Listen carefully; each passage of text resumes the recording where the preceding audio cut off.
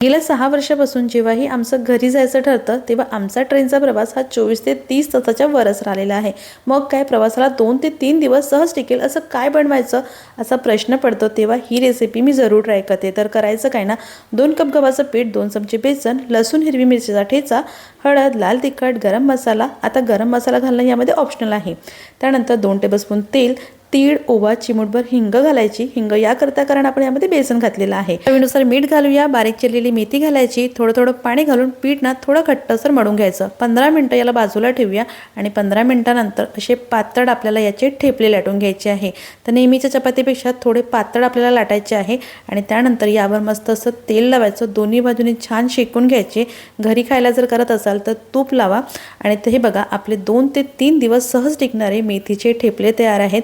प्रवासासाठी अगदी उत्तम पर्याय आहे। रेसिपी तुम्हाला कशी वाटली कमेंटमध्ये मला नक्की सांगा आणि फॉलो नसेल केलं तर लगेच